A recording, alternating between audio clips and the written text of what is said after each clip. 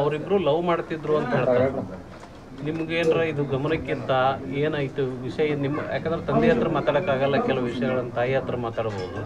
ಹಂಗಾಗಿ ನಿಮಗೇನಾರ ನಿಮ್ಮ ಮಗಳು ಹೇಳಿದ್ಲ ಹೆಂಗೆ? ನಾನು ದಯವಿಟ್ಟು ನನ್ನ ಕೈ ಮುಗಿದು ಕೇಳ್ತೀನಿ, ನನ್ನ ಮಗಳು ಅಂತ ಅಂದ್ಕೊಂಡು ಯಾರು ಈ ಹೊತ್ತಾಗ ಕ್ಷಮೆ ಕೇಳಲಿ, ಏನೇ ಕೇಳಿದ್ರು ನನ್ನ ಮಗಳು ಬರೋಂಗಿಲ್ಲ. ಆಮೇಲೆ ನನ್ನ ಮಗಳು ಅಂಥ ಹೊಲಸು ಕೆಲಸ ಯಾವಾಗೂ ಮಾಡೋಂಗಿಲ್ಲ. ಅದಕ್ಕೆ ಏನೋ ಕಾಡಿಸ್ತೀನಿ, ನಾವು ಕ್ಲಾಸ್ಮೇಟ್ ಅವರು ಹಿಂಗೆ ಮಾಡ್ತಾನೆ ಮಮ್ಮಿ ನಾನು ಹಿಂಗೆ ಬೆನ್ನು ಬಿದ್ದಾನ ಅಂತ ಅಂದಿದ್ಲು. ಆಯ್ತು ಬಿಡವಾ ನೀನೇ ಸರ್ಕೊಂಡ್ಬಿಡು, ತಲೆ ಕೆಸ್ಕೊಬಿಡ, ಹುಡುಗರು ಹಂಗೆ ಕಾಡಿಸ್ತಿರ್ತಾರೆ, ಬೋರ್ಡ್ ಆಗಿರ್ಬೇಕು ನೀನು ಅಂತ ಹೇಳಿದ್ವಿ. ಆಕೆ ಅಷ್ಟು ಬೋರ್ಡಾಗೇ ಇದ್ದು ಅಷ್ಟು ಉತ್ತರನ ಕೊಡ್ತಿದ್ಲು ಆಕಿ ಅಷ್ಟೇ. ಆಕಿ ಅಂಥ ಹುಡುಗಿಯಲ್ಲ. ಏನು ಕ್ಷಮೆ ಕೇಳಿದ್ರೆ ಹೊಳೆ ತಂದು ಕೊಡ್ತಾರೇನ್ರಿ ಈಗಿನ? ನಾ ಕ್ಷಮೆ ತೊಗೊಂಡು ಏನು ಮಾಡಲಿ ನಾನು ಅವ್ರದ್ದು. ಈಗ ತಾವು ಕಂಪ್ಲೇಂಟಲ್ಲಿ ಮೆನ್ಷನ್ ಮಾಡಿದ ಪ್ರಕಾರ ಮದುವೆಗೆ ಒತ್ತಾಯ ಮಾಡ್ತಾ ಇದ್ದಂತ ಕಂಪ್ಲೇಂಟಲ್ಲಿ ಹೇಳಿದ್ರು. ಬಟ್ ಆಕಿ ಹಂಗೆ ಕಾಡಿಸ್ತಿದ್ರು ಅಂತ ನಾನು ನಮ್ಮ ಮಗಳು ಹೇಳಿದ್ದೆ. ಮತ್ತು ಈಗ ಕಾಲೇಜ್ ಹೋಗೋ ಹುಡುಗಿಯರಿಂದ ಇರೋದು ಅದು. ನೀನು ಆಕೆ ಅಂತಿದ್ಲು, ನೀ ಏನು ಹೇಳ್ಬೇಡ ಮಮ್ಮಿನೂ ಹೇಳಿದ್ದು. ಮತ್ತು ಆಕಿ ಹಿಂಗೆ ಕೇಳಾಕತ್ತಾರ ನನಗಂತ ಹೇಳಿದ್ಲು. ನಾವು ಧೈರ್ಯದಿಂದ ಇರು, ಮದ್ವೆ ಪಬ್ಬಿದ್ದು ನನಗೆ ಗೊತ್ತಿಲ್ಲ. ಅಲ್ಲ ಕಂಪ್ಲೇಂಟ್ ಕೊಟ್ಟಿರಲ್ಲ, ಅಲ್ಲಿ ಮಗಳು ಅಂತಿದ್ಲನು ಅಂಶಗಳಿದಾವಲ್ಲ ಅದ್ರ ಬಗ್ಗೆ ಕೇಳ್ತಾ ನನಗೆ ಏನು ಗೊತ್ತಿಲ್ಲ ಸರ್. ಈಗ ಕೆಲವೊಂದು ಫೋಟೋಗಳನ್ನೆಲ್ಲ ವೈರಲ್ ಮಾಡ್ತಾ ಇದ್ದಾರೆ, ಅಂದ್ರೆ ತೇಜೋವಧೆ ಮಾಡುವಂಥ ಪ್ರಯತ್ನವೂ ಸಹ ನಡೆದಿದ್ದಾರೆ. ಫೋಟೋ ಅಂತೂ ಇಲ್ಲಿ ಬಿಡ್ತಾರಲ್ಲ, ಅವು ಏನೋ ಎಡಿಟಿಂಗ್ ಮಾಡ್ತಾರೆ. ಈಗಿನ ಕಾಲದಾಗ ಎಷ್ಟೋ ಸೈನ್ಸ್ ಮುಂದುವರೆದೈತಿ, ಕಂಪ್ಯೂಟರ್ ಎಡಿಟಿಂಗ್ ಮಾಡ್ತಾರೆ, ಏನೇನೋ ಮಾಡಿ ಹಾಕೋತಾರೆ ತಮ್ಗೆ ಬೇಕಂದಂಗೆ. ನಮ್ಮ ಮಗಳಂತೂ ಅಂಥ ಕೆಲವೇ ಅಲ್ಲ. ನಿನ್ನ ಮದುವೆ ಮಾಡ್ಕೋತೀನಿ ಅಂತ ಕಾಡಿಸ್ತಿದ್ದ ನಾವು ಗೊತ್ತಿಲ್ಲ ಸರ್, ನನಗೇನು ಹೇಳಿಲ್ಲ, ಅದ್ರ ಬಗ್ಗೆ ಏನು ಹೇಳಿಲ್ಲ. ಒಂದೇ ಕಾಲೇಜ್ನಾಗ ಓದ್ತಿದ್ರು, ಎಲ್ಲ ಒಂದೇ ಕ್ಲಾಸ್ನವ್ರು ಕಾಣ್ತೈತಿ. ಕಂಪ್ಲೇಂಟ್ದಾಗ ಹಂಗಿತ್ತಲ್ಲ ಅದಕ್ಕೆ ಕೇಳಿದ್ವಿ. ಏನು ಹೇಳಿಲ್ಲ, ಇಷ್ಟ ಅಂತಿದ್ಲು, ನೀನೇ ಧೈರ್ಯ ಮಾಡ್ಕೊಳ್ಳೋಂಥವ್ರ ಕಡೆಲ್ಲ ಲಕ್ಷ ಕೊಡ್ಬೇಡ, ನೀವು ಅಭ್ಯಾಸ ಮಾಡಿ ಚಂದಾಗಿದ್ದೆ ಇದ್ವಿ. ಯಾಕೆ ಅದ್ರ ಪ್ರಕಾರ ಇದ್ಲು. ಬಹಳಷ್ಟು ಶಾಣೆ ಮಗಳು, 2 ದಿನದಾಗ ಇದ್ದಕ್ಕೆ ಗೊತ್ತಿಲ್ಲ.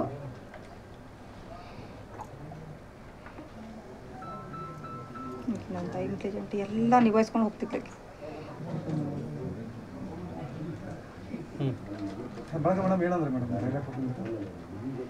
ಆಕೆ ಕ್ಯಾಶುವಲ್ ಆಗಿ ತನಕ ಕ್ಲಾಸಿಗೆ ಹೋಗಿದ್ಲು, ಕಾಲೇಜ್ ಹೋಗಿದ್ಲು, BCA ಪಾಸ್ ಆಗ್ತು, MCA ಅಡ್ಮಿಷನ್ ಮಾಡಿಸ್ಕೊಂಡ್ಲು.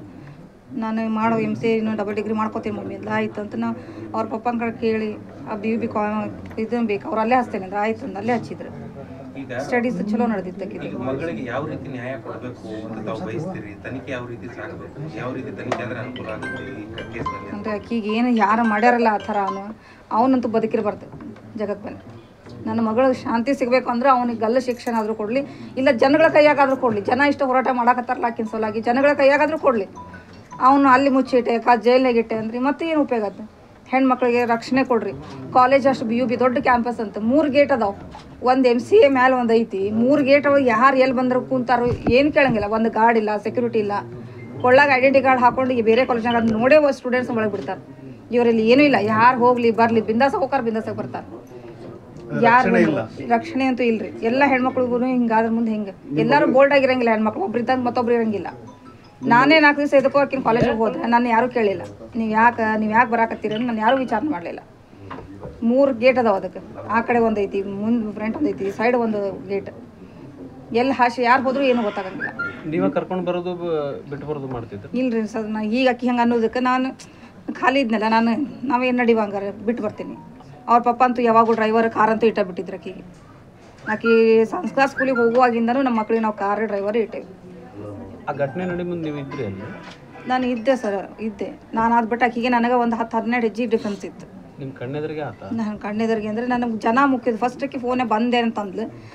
ಬಂದೆ ಅಂದ ತಕ್ಷಣ ಬರ್ತಾಳಂತ ನಾನು ಅಲ್ಲೇ ಗೇಟಿಗೆ ನಿಂತೆ. ಸ್ಟೂಡೆಂಟ್ಗಳೆಲ್ಲ ಹೊರಗಿಂದ ಒಳಗೆ ಓಡಾಕತ್ರು. ಅವಾಗ ಏನಾಯ್ತು ಅಂತ ನಾನು ಮೇಡಮ್, ಈಗ ನಿಮ್ಮ ಮಗಳಿಗೆ ಆದಂಗೆ ಮತ್ತೊಬ್ಬರ ಮಕ್ಕಳನ್ನ ಯಾವ ಇದು ಧೈರ್ಯದಿಂದ ಕಳಿಸ್ಬೇಕ್ರಿ ಕಾಲೇಜಿಗೆ? ನಾವು ಸೇಫೇ ಇಲ್ಲ. ಮಕ್ಳು ಕಲಿಯಾಕಂತ ಹೋದ್ರೆ ಹಿಂಗೆ ಹಿಂಗೆ ಮನೆಗೆ ಬರ್ತಾರಂದ್ರೆ ಏನು ತಿಳ್ಕೊಳ್ಳೋದು ನಾವು? ಮಕ್ಳಿಗೆ ಕಲಿಬೇಡ ಅಂತ ಸುಮ್ಮನೆ ಮನೆಗೆ ಇಟ್ಕೊಂಡು ಕುಂದ್ರು ಚಲೋ. ನಾ ಎಲ್ಲರಿಗೂ ಹಂಗೆ ಹೇಳ್ತೀನಿ, ಹೆಣ್ಮಕ್ಳಿಗೆ ಕಲಿಸ್ಬೇಡ್ರಿ, ಹೆಣ್ಮಕ್ಳನ್ನ ಕಲಿಸ್ಬೇಡ್ರಿ. ಕಾಲೇಜ್ನವ್ರು ಹಂಗೆ ಡೊನೇಷನ್ ಅಷ್ಟು ಇಷ್ಟು ಡೊನೇಷನ್ ಕೇಳ್ತಾರೆ. ಸೇಫ್ಟಿ ಇಲ್ಲ ಹೆಣ್ಮಕ್ಳಿಗೆ. ಬೆಂಗಳೂರಿನಿಂದ ಮಂಗಳೂರುವರೆಗೆ, ಬೀದರ್ನಿಂದ ಚಾಮರಾಜನಗರದವರೆಗೆ ನಿಮ್ಮ ಸುದ್ದಿ ನಿಮ್ಮದೇ ಭಾಷೆಯಲ್ಲಿ. ಕರ್ನಾಟಕ ತಕ್.